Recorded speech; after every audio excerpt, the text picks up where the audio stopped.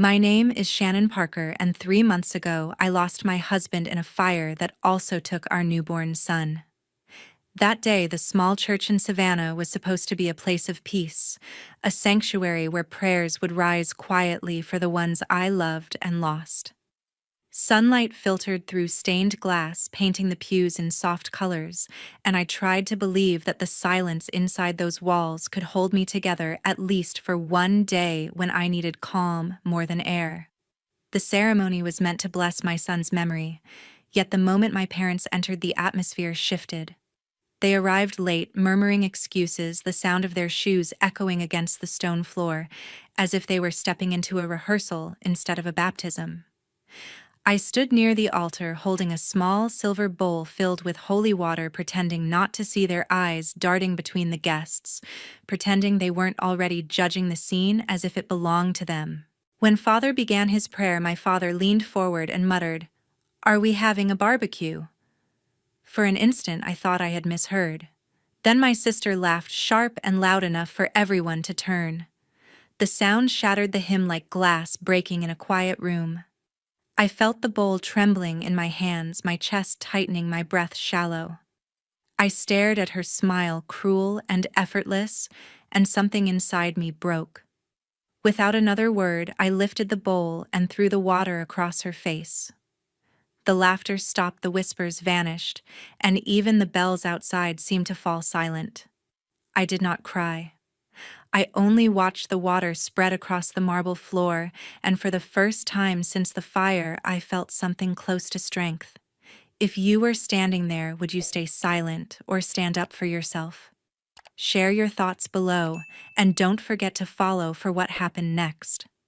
I barely reached the church doors before hearing my mother's voice rise behind me. "You humiliated us in front of everyone," she said, the words cutting through the air like a command. My father stood beside her, face tight, his tone even colder. "That was not grief, Shannon. That was a spectacle. You need help." And beside them stood my sister Renee, the one who had laughed during the baptism as if my pain were entertainment. She looked at me, folded her arms, and smiled slightly. "You should see a therapist," she said. "People are talking." I turned toward them, and for a second, all three faces blurred together, familiar yet foreign. They stood in a line near the steps like a small tribunal waiting to declare a sentence. Their judgment was so precise, it almost sounded rehearsed. I didn't respond.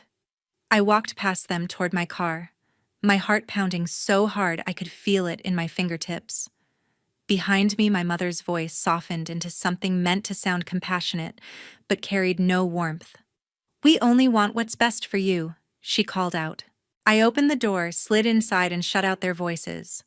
Driving home, the road stretched endlessly ahead, quiet except for the low hum of the tires. My body shook with a strange calm, the kind that comes when every emotion collapses into exhaustion. By the time I pulled into the driveway, the sun had dipped low behind the houses, and my home looked smaller than I remembered. Inside, the air felt heavier. Marcus's photographs still hung on the wall, and I avoided looking at them. They reminded me too much of the promises my family had just shattered. I poured a glass of water and sat at the kitchen table, staring at the lines in the wood. For years, I had believed that family was unbreakable, that no matter how flawed, blood meant loyalty. But that illusion had cracked completely. The people who had once told me to pray and forgive had mocked me in the one moment I needed kindness. I thought about calling them, maybe to demand an apology, but even imagining their tone, the mix of pity and superiority, made me feel sick. Over the next few days, I avoided every call from their number. Each voicemail that came through began with the same polished concern. "We're only worried about you. Don't isolate yourself. Renee said you haven't been thinking clearly." I deleted every message before it could finish. Their voices filled my house like smoke I couldn't breathe through. On the third night, I turned off my phone and sat in silence, the emptiness of the house pressing in from all sides. The next morning, a thick envelope waited in the mailbox. My name was printed neatly beneath the logo of Stellar Mutual Insurance, the company that handled Marcus's life insurance. For a brief moment, I thought it might be the final paperwork, a formality, another reminder that life had been reduced to numbers and signatures. I tore it open carefully, expecting routine language about confirmation or payment. But halfway through the letter, my hands froze. Before we proceed with the distribution of benefits, it read, "We require verification of a recent change in the designated beneficiary." I blinked, reading the line again. A change. There had never been one. Marcus and I had filled out those forms together 2 years ago in our living room. I could still remember him joking about how serious it all sounded for two people who barely owned anything.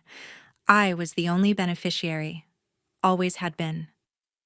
There was no reason for this to be questioned unless someone had filed a request after his death. The letter included a copy of that supposed request. It was dated 2 weeks earlier. Marcus's printed name appeared at the top, but the signature beneath it looked uneven, too careful, as if drawn instead of written. Beneath it, another name had been added by hand. My eyes scanned the ink, the shape of the letters. It was a handwriting I knew better than my own. I set the page on the table, my heart thudding against my ribs. At first, I thought it had to be an error, maybe a clerical mix-up, but the details were too precise. Marcus's policy number, my address, the exact spelling of his name. I picked up the page again, staring at the loops and curves of the pen strokes. They were the same ones that had written me notes my entire life. Dinner at 6, call your sister, love Mom. The realization hit slowly then, all at once. The second name written on the form was my mother's. I pressed my fingers to the paper until it crumpled slightly. The room felt smaller, the silence thicker.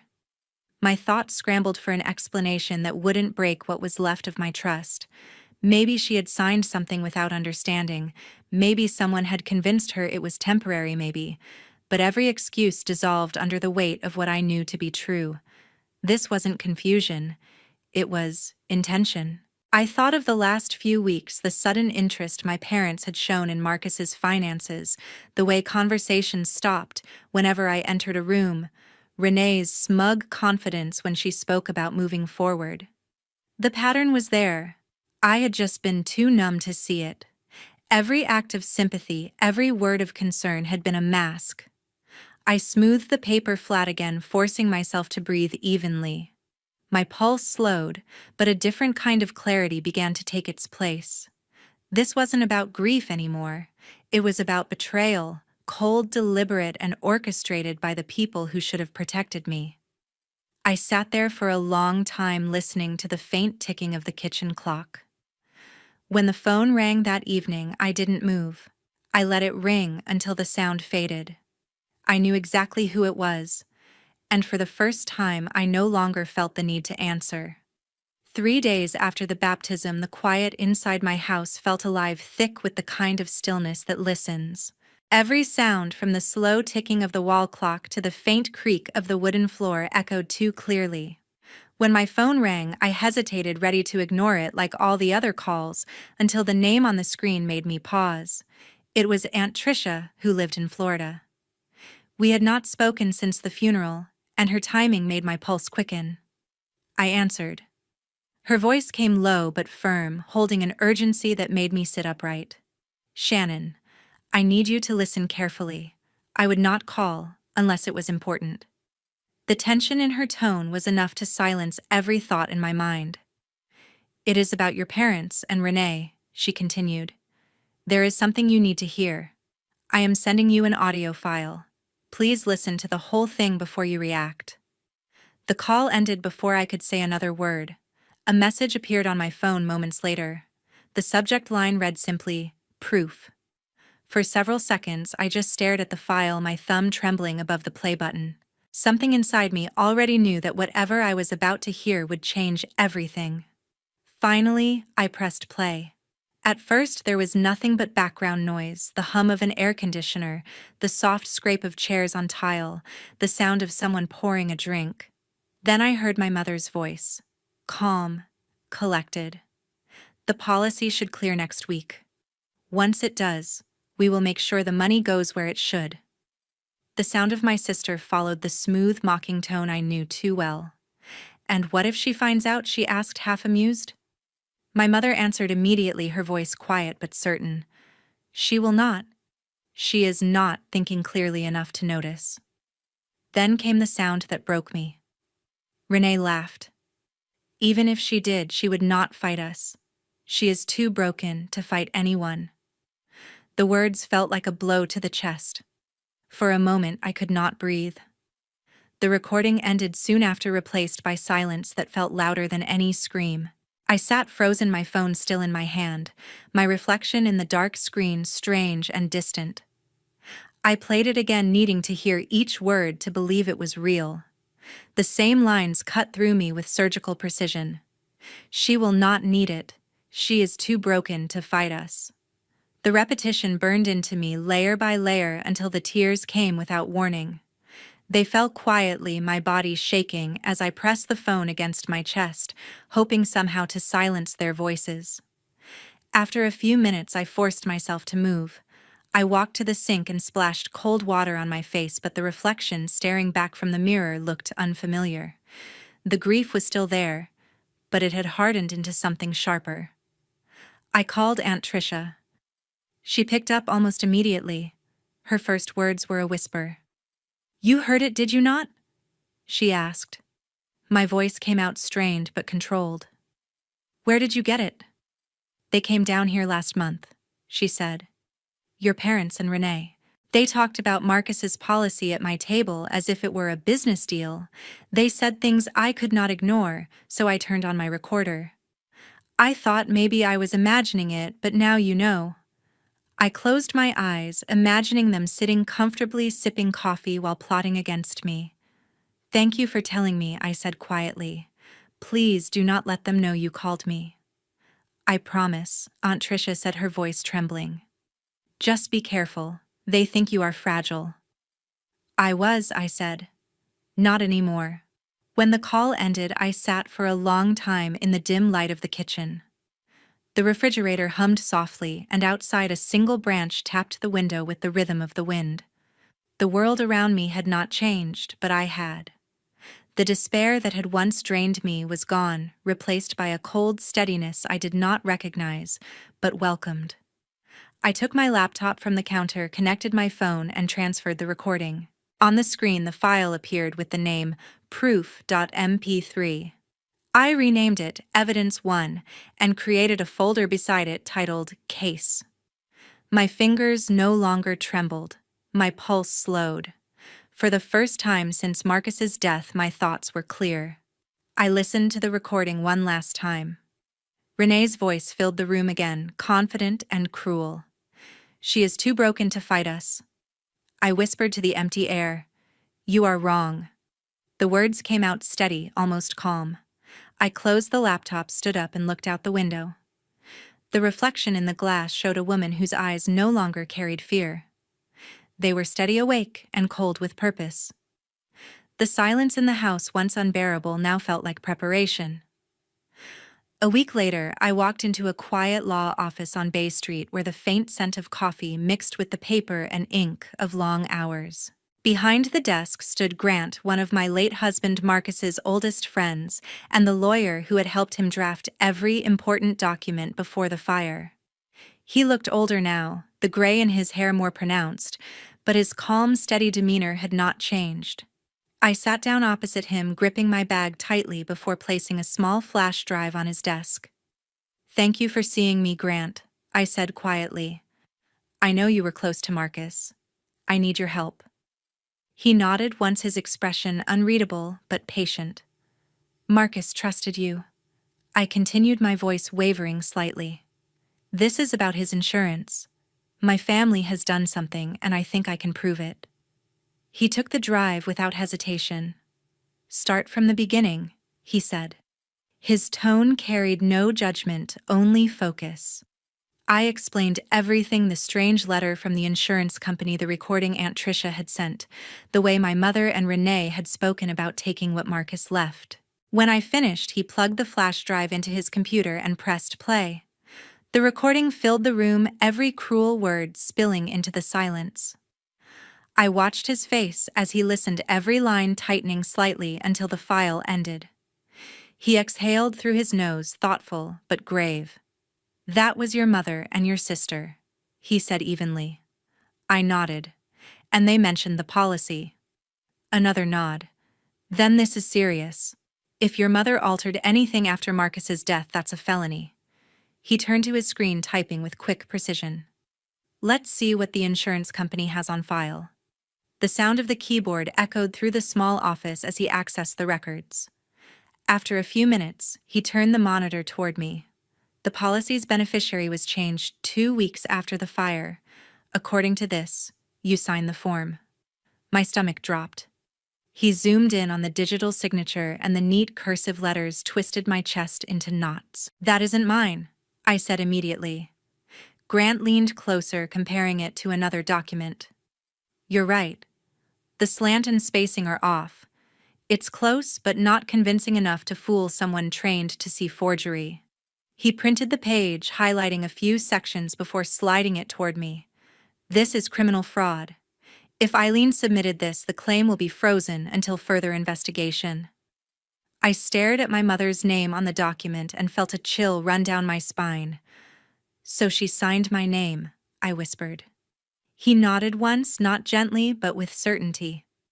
"We'll contact the insurance company today. I'll handle the communication so your family doesn't get tipped off. They'll open an internal inquiry and suspend all transfers until the court hearing next month."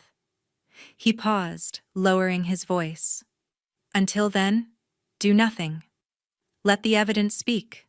The law moves slower than anger, but it moves with weight." The sentence lingered in the air, and for the first time, it didn't sound like legal advice. It sounded like something Marcus might have said. "Do you really think we can stop them?" I asked, not out of fear, but to test how sure he was. "It's not about stopping them," he said, closing the file. "It's about showing that what's right still matters." His words settled in me like an anchor. He stood, extended his hand, and added quietly, "Marcus believed in fairness more than anyone I've ever met. I'll make sure his trust wasn't misplaced." I shook his hand, my pulse steadying for the first time in weeks. When I stepped outside, the sun had dipped low, throwing long shadows across the street. I didn't feel weak anymore. The truth was now on paper, and it was heavier than anything my family could hide. At home, I walked into the living room, where Marcus's photograph rested on the mantel. The edges of the frame caught the evening light, and his smile, captured in that single frozen moment, felt like both a wound and a reminder. I placed my hand on the glass, whispering, "I'm doing this for you." The words felt steady, not like a plea, but like a vow to him, to myself, and to the justice that had waited too long to speak. 3 weeks later, the heavy doors of the Savannah City Hall closed behind me, with a sound that felt like the final lock on everything I had once called family. The hearing room was smaller than I had imagined, its pale walls reflecting the light from the tall windows and the restless air of expectation. I took a seat beside Grant, who sat poised with a folder of documents before him, his calm presence grounding the storm inside my chest. Across the table sat my parents and Renee, all dressed as if the truth could be hidden beneath tailored fabric and polite silence. The judge entered, a gray-haired man with measured steps and a voice that carried authority. "We are here to address the dispute regarding the life insurance and estate of the late Marcus Doyle," he said. Hearing my husband's name spoken aloud steadied me in a way that hurt. Grant began to present the case with precision, his tone firm but respectful. He laid out the timeline of events, the letter from the insurance company, the inconsistent signatures, and the discrepancies that led us to this moment. Every statement was backed with paper, every word deliberate. Eileen's eyes flickered with discomfort. Harold shifted in his seat, and Renee crossed her arms, her mouth twisted in quiet defiance. When the judge asked if they wished to respond, Eileen stood first. "My daughter must be mistaken," she said with brittle confidence. "She's been under extreme emotional distress since Marcus's passing. We only wanted to help her manage what was left." Renee nodded, her voice sharp. "This whole thing is ridiculous. She's trying to make us look like criminals. The room grew tight with tension, and I felt the faint tremor of my own pulse in my hands. Grant turned toward the judge, his expression calm but cold. Your Honor, my client has brought additional evidence. With permission, we'd like to play a recording relevant to the claim. The judge nodded. Grant pressed a button on the small speaker resting on the table, and for a few seconds the room was filled with static. Then came the voices. Eileen's soft tone unmistakable, followed by Renee's sharper one. If we change the paperwork now, no one will ever know. Then Renee's laughter. She won't need it. She's too broken to fight us. The words hung in the air like poison. No one moved. The faint hum of the overhead light was the only sound that dared to exist. My father's hand fell from the table, his face drained of color. Eileen's lips trembled, her facade cracking under the weight of her own words echoing through the room. Renee's expression hardened first into disbelief, then into panic. That's not me, she said, her voice rising. You edited that? Grant leaned forward, his tone measured but merciless. The original file was verified by the insurance company's forensic audio team. It has not been altered. The judge's eyes moved from the speaker to the faces before him. Do you wish to deny these voices belong to you? He asked quietly. Eileen opened her mouth, but no sound came out. The room held its breath. Harold exhaled sharply, his chest rising and falling as though something inside him had broken. Eileen began to cry, her shoulders shaking, her eyes wet with shame. Renee stood abruptly, her chair scraping against the floor, the noise cutting through the silence like a blade. Without another word, she turned and walked toward the door. Her heels clicked in uneven rhythm until the door swung shut behind her. The judge folded his hands and looked down at the papers before him. Grant remained silent, allowing the moment to speak for itself. I did not say a word either. The need for explanation had vanished long ago.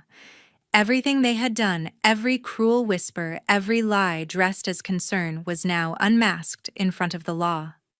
The judge lifted his gavel, and the wooden sound that followed seemed to split the air open. This hearing is adjourned until the final review, he said firmly. As the echo faded, I turned slightly toward Grant. He gave me a small nod, a gesture that needed no words. My eyes drifted to the empty doorway where Renee had disappeared, then to my mother's shaking frame. I felt no victory, only the clarity that comes when all illusions fall away. The truth was no longer mine alone to bear. It had been spoken aloud, and there was no taking it back. 2 months later, the echoes of the courtroom had long disappeared, replaced by the calm rhythm of a life that was beginning again. The verdict was final. Every asset remained under my name, the insurance documents restored, and justice, quiet but absolute, had found its way to me. That morning, outside the courthouse, the air of Savannah felt lighter, as if the entire city had been holding its breath for too long. Grant had rested a hand on my shoulder before leaving, a silent gesture that spoke louder than any word of congratulations. Justice had been served, but the cost of reaching it lingered. Word of the ruling spread quickly through town. Within a week, Eileen, my mother, was removed from her position as the church treasurer after the board reviewed evidence of altered ledgers and unauthorized withdrawals. Harold, my father, was soon linked to irregular financial records from his small contracting business. Local authorities began asking questions, and he quietly stopped attending church altogether. Renee, my sister, was the first to fall apart. Her employer, a private real estate firm, dismissed her after learning about the civil investigation. A few weeks later, I heard that she and her husband had separated. None of it brought me satisfaction. Watching my family unravel piece by piece did not feel like victory. It felt like the slow undoing of everything that had once defined me. There was no revenge in justice, only a hollow quiet that came after the truth was spoken. I sold the old house Marcus and I had shared. It no longer felt like a home, only a container of ghosts and promises that could never be revived. With the sale, I rented a small apartment overlooking the Savannah River. It was modest, a single bedroom, with wide windows that let the light spill in each morning. I filled it with small things that were mine alone: a coffee mug I loved, a thin blanket, a vase of lilies that bloomed in silence. Mornings came gently now. I would water the flowers, open the window, and let the wind move through the curtains while the world outside carried on without me. Evenings were quieter still, the sound of the river brushing against the docks like a steady heartbeat. I began working part-time at a design studio downtown. The work was simple, precise, and honest. People there were kind, and no one looked at me as if I were a story they had read about. For the first time in years, I was not someone's daughter, wife, or sister. I was simply Shannon. One late afternoon, as the sun bent low and gold light swept across the floor, my laptop chimed. A new email appeared, and when I saw the name, I felt an unexpected warmth. Grant Holloway. The subject read, "You did the right thing." The message inside was brief. "Justice may not erase pain, but it restores truth. You were brave enough to face yours." I stared at the screen for a long moment before replying. "Thank you for reminding me that peace is not found, it's built." When I closed the laptop, I noticed my reflection in the window. The woman looking back no longer carried anger, only stillness. Outside, the river shimmered beneath the fading sky, stretching endlessly towards somewhere unseen. I whispered to the glass, to no one but myself, "I'm still here." For the first time, it wasn't a plea. It was a promise. 1 year later, the rhythm of my life had settled into something quiet and steady, like the slow current of the river that ran behind my apartment. The town I now lived in was small, resting on the southern edge of Georgia, where the air always smelled faintly of salt and pine. My days began early, walking to the insurance office where I worked as a claims analyst. The building was modest, its walls lined with framed certificates, and the hum of fluorescent lights that never quite matched the color of daylight. It was not a glamorous job, but it was peaceful, and peace was all I had wanted. I worked with people who greeted me with warm smiles and no questions, who didn't look at me as the woman from the headlines in Savannah. Here I was, just Shannon, another name on the employee roster, someone who submitted reports, answered calls, and left the office at 5. The simplicity of it became a kind of freedom. I rented a small townhouse by the river's curve. From my kitchen window, I could see the masts of fishing boats swaying in the breeze and the ripples that shimmered like glass under the sun. Every evening, I walked along the path by the water, sometimes passing couples with dogs, or children throwing stones into the shallows. They smiled, I smiled back, and nothing more was expected.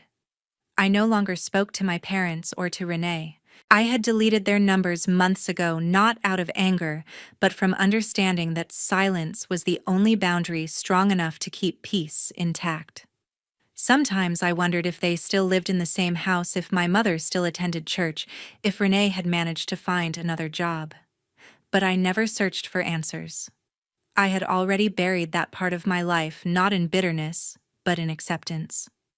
One Sunday morning, on my way to the grocery store, I passed a small church by the roadside. Its white steeple caught the light, and the faint sound of a choir floated through the open windows.